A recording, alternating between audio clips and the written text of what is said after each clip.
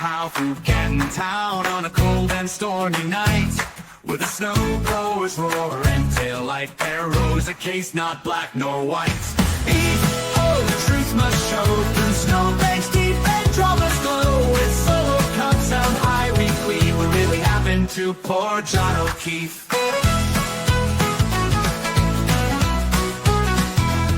Carolyn, she took the stand with the world glued to the stream. The whispers flew like nor'easter winds. Was it love or a deadly scheme? Oh, justice flow like bourbon round the backyard snow, with neighbors watching cold and tight. Did you pack up wrong with the frame that night? They say the party raged indoors while John lay still in snow so wide, but some cry out this doesn't fit. Hey, you guys, it's Mo with a breakdown of day 16. I was a little off on my counting, so I made yesterday day 15 because day 14 didn't actually happen, as we know. So we start off today and we got into court. It looked like so we started with 2 clips. It looks like Mr. O'Keefe was there, so John's father, he looked pretty well, so that's good. Again, my heart breaks for a family that has experienced so much loss, so I really don't have much to say with that, other than I hate with every fiber of my being the fact that the children were made to testify in this trial. I feel like there was nothing to be gleaned from the children.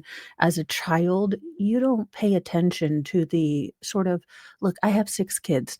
I bet I could ask every single one of them, and with the exception of the oldest, who is observant and nearly an adult, uh, I doubt that any one of them could explain the motivations about why Mr. Mo and I fight, or what our relationship is going through in a given moment. So I find it extremely in poor taste that these children are dragged yet again into the court when we still haven't heard what happened to poor John O'Keefe. And I mean that distinctly. I think that a lot of anti Karen Reed people think that us that just want the state to prove what went on, that would just like to follow evidence and logic and things like that, assume that we are on completely different sides in wanting justice for John O'Keefe. And that can be not be further than the truth, at least in my opinion, for most people on our side who just want justice served correctly. But there you have it. Now, as the children were on the stand, there was no audio or visual. Now, what came out was that the relationship was strained, but Karen did care for the daughter, and the son kind of echoed the same thing, that, the relationship was pretty good until Aruba, and the state is looking to move in Aruba. Now, our first person was Sergeant Zachary Clark. He had collected fingerprint evidence. He was the crime scene service trooper that was requested to go to the Canton Police Headquarters by Michael Proctor, and he did say he was the lead investigator, so at least people not associated with the Norfolk, troopers are calling Michael Proctor the lead investigator. So whatever the state is trying to do. Now, whether the jury notices that or not is, whatever. There were a lot of, according to his testimony, rando people in there when they were doing the crime scene investigation of Karen's car. There were members of the Canton PD, at least 3 members of the Norfolk SPD, and Trooper Joe Paul. So he kind of did the odometer testing, or the odometer picture, tested for fingerprints in the passenger seat to see if John was really there, took pictures of damage and things like that. So he was there, basically doing that kind of thing. He also took pictures of 32 Fairview on February 1st, helped bag things, and was with the reconstruction officer outside.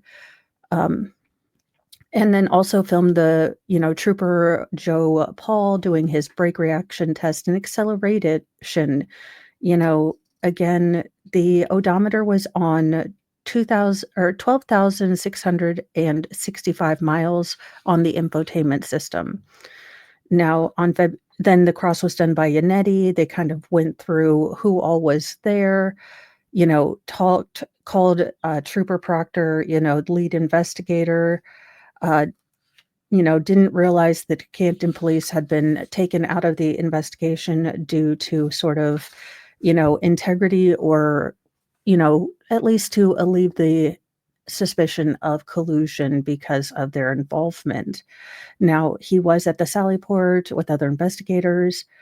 Uh, Again, just, didn't realize that Kevin Albert had been, drinking in police cars, which who knows?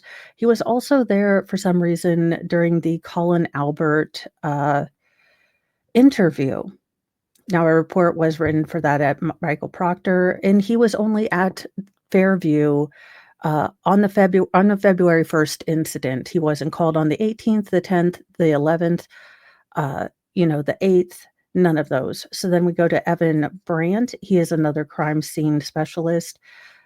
He has been, 8 years in the service. He has progressive training, things like that, yada, yada, yada. He was the one that documented some of the search efforts in the snow with the CERT team and showed that, some of the pieces of glass were on the top of the snow, which is kind of odd because if this happened the way the state said it did, all of those pieces should be at least at 3 inches, 3.9 inches, because that is the level of snow that was there during that time. So all of those should be right about in that layer.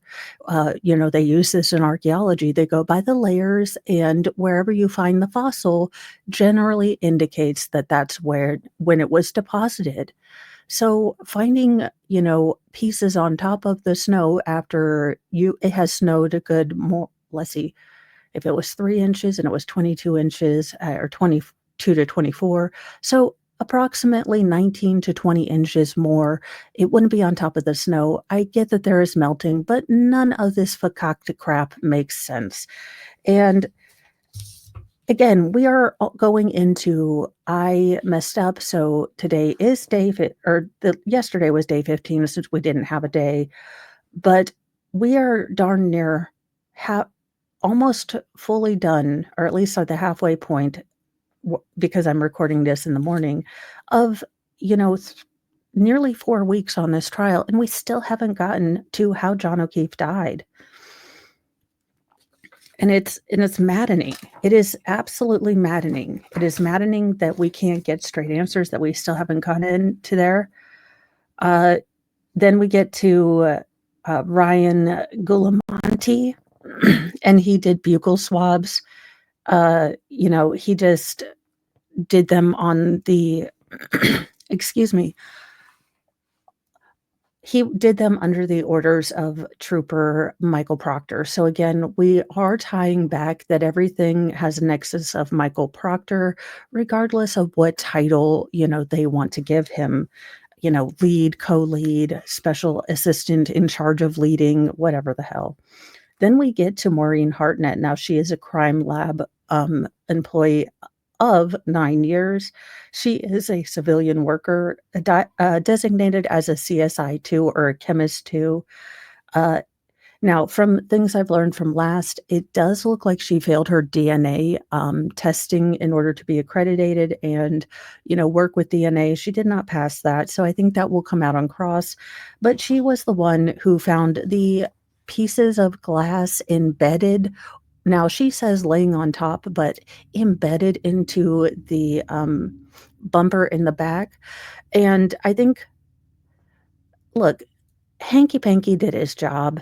He tried to get all of this stuff and make it look really professional. But when Alessi stood up and asked her if something was a reflection, and doggone it, I mean, I'm glad there are smart people because I didn't notice it. But then again, I couldn't see the piece of effing glass. I need to get look, these are my old glasses. I have not a clue in heaven where my other glasses are. So I need to buy a new pair of glasses. That being said, I am up for a new pair of glasses because I never like to go to doctors, even if they're ophthalmologists. So I can get a new pair of glasses.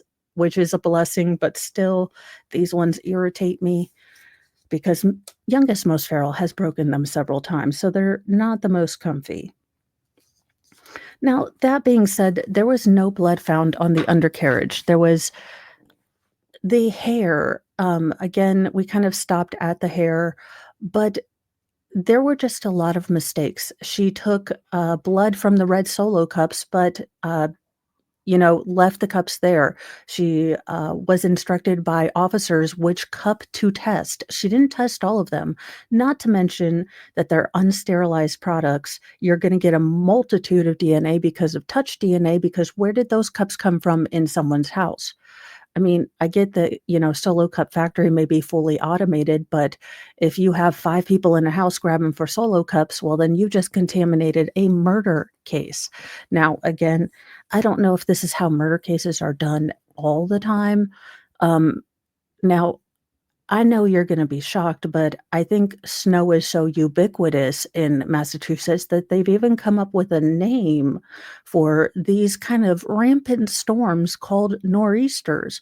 It's almost like that you should be able to function with or without snow, and I just hate that the kids were used. I really do. It burns my biscuits, it scorches my grits, it just every single nerve on my body just irritated because those kids have been through a life that I wouldn't wish on my worst enemy, and to make them go on stand and try to discuss the adult's situationality of a relationship that they most likely weren't privy to except for, I don't think anyone in Canton, including Karen, and look, I don't think anyone in Canton has an inside voice, so I'm sure they were privy to more than they should have been in the adult relationship. But having them on there speaks to weakness for me. Begging to bring Aruba in screams weakness to me. Yuri didn't look good. I think the state is grappling with the fact that Yuri did a craptastic job. It was a crap spackle sort of, trying to clean things up. But these people, every single person in this case seems to be comfortable with doing 10% of a half-assed job and is pissing me off because I don't care if it was John O'Keefe, a former cop, or someone who was found on the street. You should give everyone human dignity. And as far as I'm concerned, it looks like the police department said, F it, we know what happened, and didn't do a daggone thing to the full extent that they could have done. And it pisses me off. And I have to sit here now and listen to them try to cover up their stupidity with, "We were integrified and I am a bestest, trooper ever, except that, my subordinate got fired. My lieutenant was on a nudie pic, question hotline or question text message, but we were integriful."